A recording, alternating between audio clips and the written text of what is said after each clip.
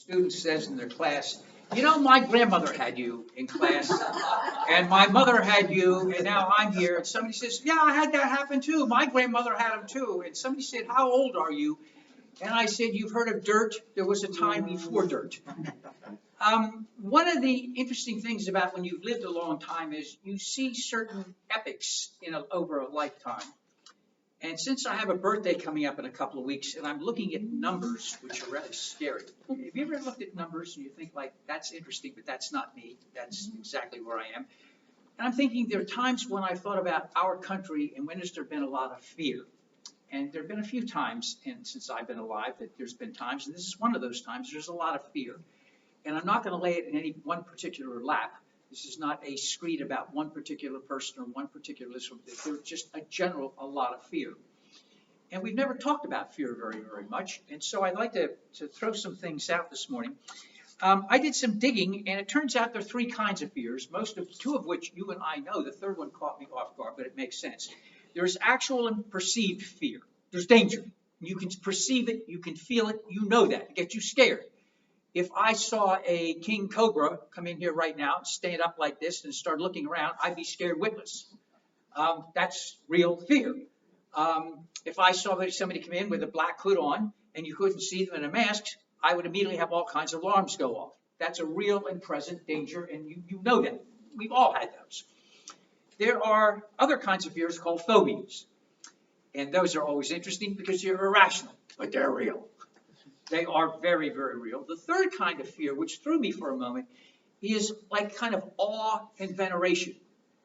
You walk into a certain space, let's say a religious space. I don't care what the religion is. And you walk in, you get an overwhelming sense of awe and fear at the same time. That's not the kind of fear I want to talk about today. Today I want to talk about the kind that's real, that you sense it, or the other kinds that are phobias. We get these, either phobias or real fears, by experiencing, watching, or hearing something. We sense it. We see it. It's part of something and you can't erase it. I'll joke with Maria when we see something on TV. I say, that person's going to have nightmares for the rest of their life. You know, by the way, it's always interesting what we do to ourselves. I've always thought about this. I remember years ago when the movie Jaws came out. Now, I know this is before any of you were born.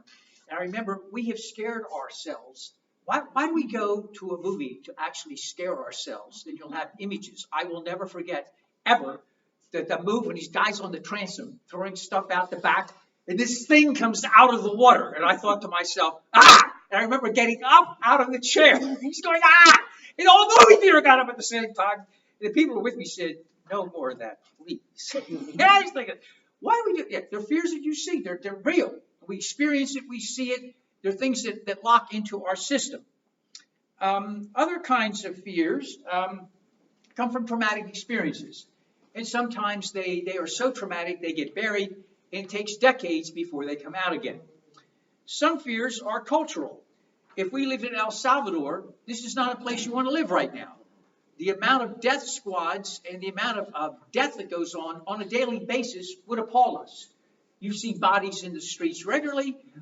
It is and the other place I wouldn't want to live, by the way, is Mexico. The wars between the drug cartels. You remember reading about those 40-some students that got kidnapped in a bus? It was a mistake. They all died. They now know where they are. They found their disintegrated remains, and they found them. But nobody's been brought to justice. And it was a word went out. It was a mistake. But what are you going to tell 40-some kids' parents? Mexico is loaded right now with deaths between drug cartels. They're places you want to live. They're just scary. So cultural things. Historical things happen. Genocides and pogroms. The Jews have had pogroms against them for the last 2,000 years because of a misreading of the Gospels. Most people don't realize, I love this, by the way, this drives me nuts. You get people who quote the Gospel, they have no idea who was written by or when. No sense of context, no sense of what's going on. People said the Jews. I said, do you realize Matthew wrote that was Jewish himself? He was fighting against other Jews. He was a Pharisee. He was fighting against other Pharisees. It's like if I'm saying to you, you know, I can't stand Unitarians. And somebody takes this out of context 200 years later and says, get the Unitarians. And say, you idiot, it was one Unitarian speaking to another. Oh, they don't get that. John's gospel was written by Jews who got kicked out of a synagogue. It actually says it in the gospel. And so they said, woe to the Jews. And so people are thinking, see, this gospel said, woe to the Jews. He said, you idiots, it was by Jews who got kicked out of a synagogue, and they're mad at their fellow countrymen. This happens all the time. So what happens is you have pogroms. People read something, take it out of context, and so every time something went wrong, you blame it on the Jews. What about Armenians? To this day, Turkey will not own up to the fact that between 700,000 and 1.5 million Armenians were slaughtered between 1915 and 1917. That is a fact of record. 52 countries in the world right now passed resolutions saying, Turkey, you need to own up to this. You slaughtered innocent people because of an ethnic background.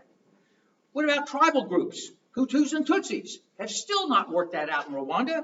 And what about Western China? Cultural things. Western China is made up of a group of several million Muslims, most of whom are under house arrest right now. So fears come in from cultural things. They come in from where you live. They come in from things we've experienced.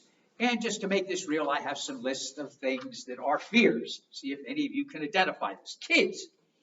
They interviewed kids, and these are a list of things that kids are afraid of. They are afraid of terrorist attacks, spiders, death, being a failure. You know, by the way, the first last lecture I gave, the first thing was about failure is normal. I start my classes with, you're going to fail, and that's perfectly fine. The question is not whether you fail. The question is whether you identify your mistake, don't get an attitude, learn what you did wrong, fix it, and then you move on. And I want to get you to learn that when you make mistakes, rather than getting an attitude and defensive about it, I'll work with you. I'll show you how to fix it. Let's fix it together. Let's learn how to do that. Then we move on. So you don't get an F in my class. You get a big R for repair. Then you have the choice. If you want to repair it, learn how to fix it, rather than slamming the door and shaming someone. You don't learn anything by being shamed.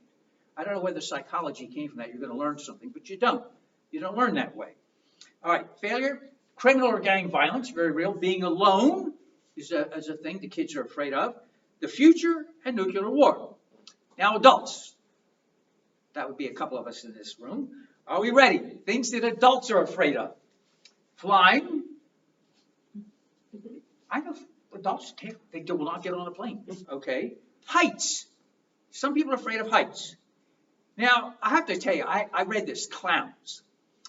And I said to myself, this is ridiculous. Who's afraid of clowns? Then the other part of me said, don't be an idiot, look it up. Why don't you, don't make fun of it, look it up.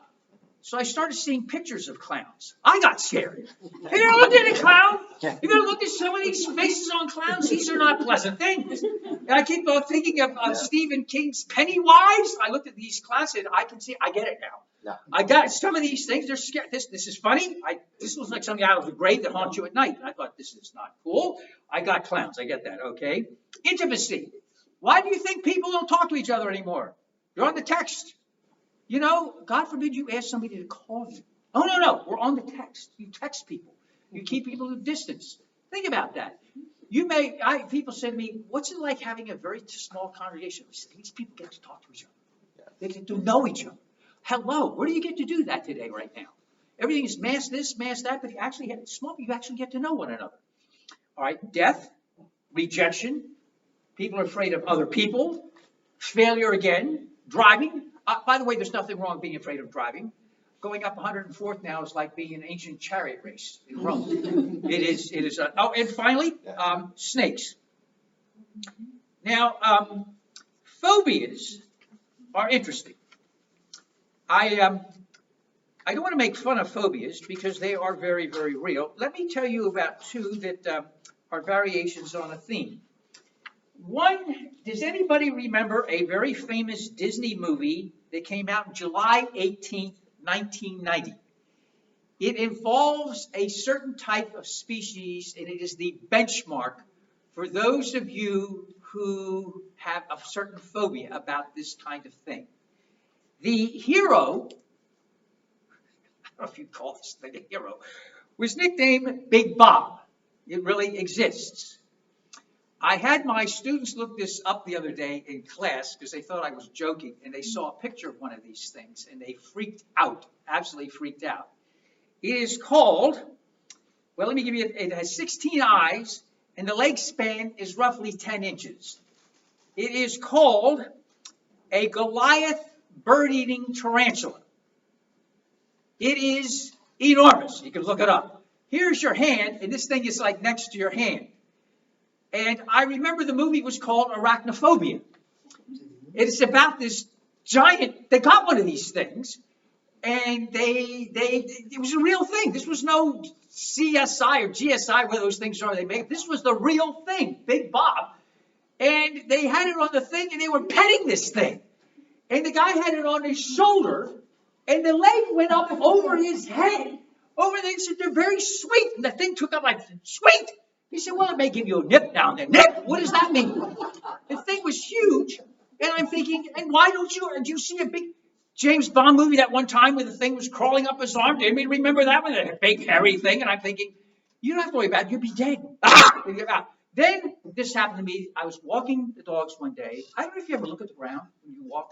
Yeah. I was walking the dogs, and I see these little pinpoints that are like phosphorus, like phosphorus, and they're like yellow. And I'm seeing them all over the ground, and I'm thinking, gee, and I'm thinking, at this point, I'm thinking, is this a good thing? Is curiosity a good thing? So I looked down real close, put my glasses on, and it must have been where I was looking, at least 100 of these things. Spiders. Spiders. The whole ground was covered with spiders with long, skinny, long bodies, long legs, and these two eyes sticking out. And I'm going, I couldn't move. And I thought you got over this. The other brain said, no, you did not. Not at all. And then this last week we had rain. And to talk about phobias, a lot of us have rain apps that tell you when it's going to rain. So I realized the downpour is going to come. So at 3:45 in the morning, now Rick lives in Jasmine, Cecilia lives in Jasmine. I got up at 4:45. Don't laugh at me. We'll laugh. All right. I got up and was walking the wizard.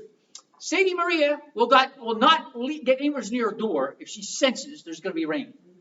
Walk around where you live at 4:45 in the morning. I mean, it was like dead. I mean, dead. It was so scary. If somebody had come shuffling up the street like this, I would have expected it. You ought to visit your town, where you live sometime at 4:45 in the morning and see what's not there. Life is not there. I'm thinking phobias. Phobias are real. And for me, it just happens to be arachnophobia, spiders. And I have watched that movie. I don't know why do I do that? I watch that movie from time to time to show you I'm not quite right. What are our responses? You know what our responses are to fear. I do this with my class. If zombies came in that door, I say, 5 zombies came in, and don't think they shuffle. These are fast now. They mutated. These are fast zombies. They'll get you in. What's going to happen? And I said, the following things are going to happen. There's going to be a stampede towards that door. Nobody's going to think, as human beings, smart human beings, how do we work together as a team, put chairs up, and cooperate? No, it's going to be every person for themselves. What's going to happen is, right over here, Margarita and Jay, bless you both, are going to be eaten. You know, well, it's the way it is. Maria will be happy, which means she'll come back. That's worse. All right, then you guys will be stampeding out the door, right? That's flight. Some people are going to fight. They'll be eaten too. Others will freeze. Have you ever found yourself thinking you're going to be fine and you freeze? That happens. Or you'll get hysterical, or combinations of all three. And that's what we do when we have fear. We fight, we flight, we freeze, we get hysterical. Are all fears bad? No. Some fears are very, very good. You see a snake. It may be a good snake or bad snake, but do you have a good reason to fear it if you don't know what it is? If you get bitten, and then as you're gasping for your last breath, they say, why were you here? How did an Indian crate, K-R-A-I-T, get into Miami? Well, everything's in Miami now. A crate bites you, you have about a minute to live. Or see this thing slithering along, you don't go up and pet it, do you? You say no, you get out of the way. Some fears are good. Some fears we need help with. And there's all kinds of help for some fears. Some phobias are paralyzing, and you need help with those, and they're available. There's all kinds of help today for fears. But there is another problem with fear, and that's when it's combined with ignorance. And that is when human beings act very, very badly. Fear and ignorance produce incredibly bad human behavior. And therefore, there are genuine fears I share today. I fear for healthcare for our citizens. There is a big movement afoot now to strip the Affordable Care Act. Now, whatever you think about the Affordable Care Act, there are 20 plus million people insured on that. If it gets dropped, the insurance industry said America's healthcare system will collapse. There's nothing to take care of it. And I fear about that. I fear of people who don't have the money for healthcare. I have been incredibly ill a couple of times in my life. Without healthcare, I wouldn't be here today. I fear for our climate. Anybody who lives in Miami can tell you the climate has changed. When it is 5 o'clock in the morning and you're walking dogs in July and it's 83, when it used to be 70, you know the climate has significantly changed. And you say, I thought it was always hot in Miami. Well, it's always hot, but sometimes it's hot. It's hotter and hottest. And when it's 82 at 5 o'clock in the morning in July, when it used to be 70, you know that the climate has changed. I worry about our environment. I'm glad people like to live here. But what's happened to the environment about where we live? What's happened about the air? What's happened about things that grow? There's still people trying to move into the Everglades.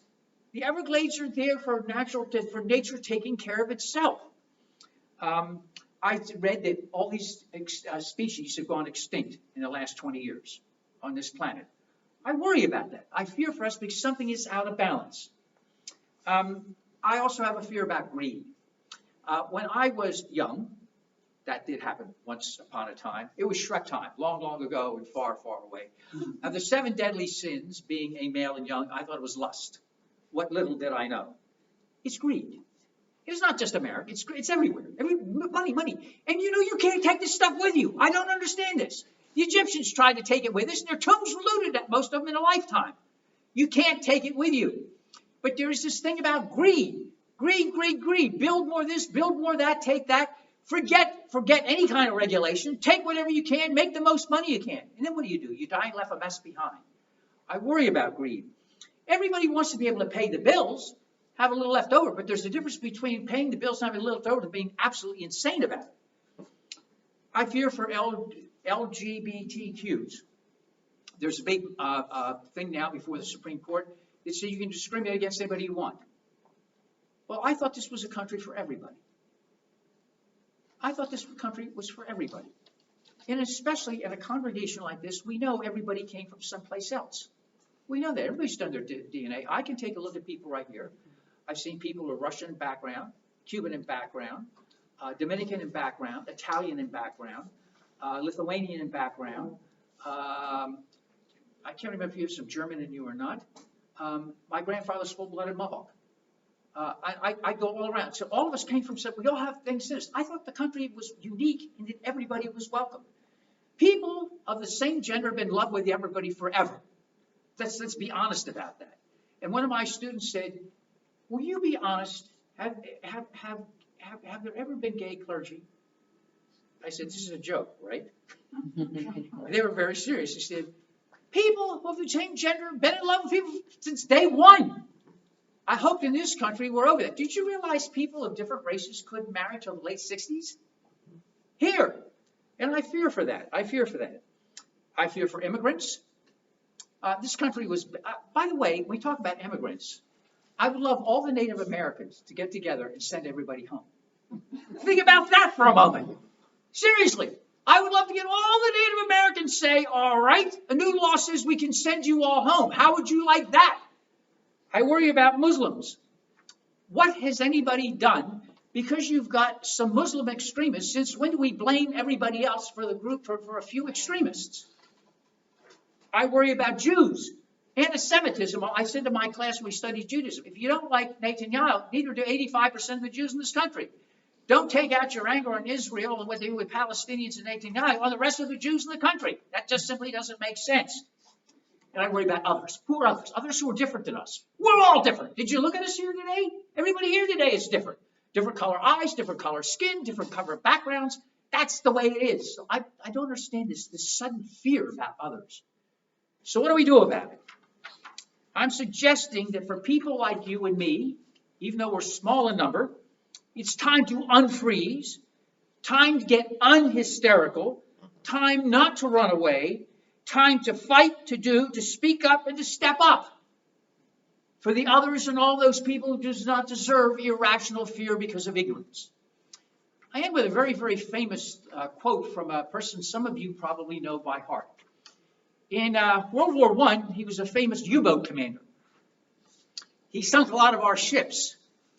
He got religion and wound up being the senior pastor of a church in suburban Berlin. His name was Martin Niemöller. The church, by the way, represented the Evangelical Church of the Union, the largest liberal Protestant church in the world at that time.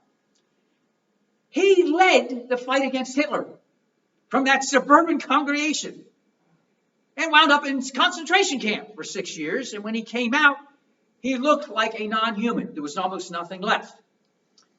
And he said something to the effect, and this is what I remind us when we talk about fear.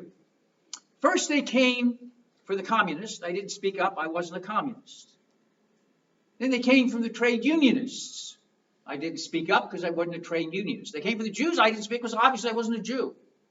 They came for the Catholics. I didn't speak up because I wasn't a Catholic. And then lastly, they came for me. And there was nobody left to speak. Fear will not deter us from kindness and goodness and love for all. That's what we believe. That's where we stand. And fear will not remove it. Amen. Amen.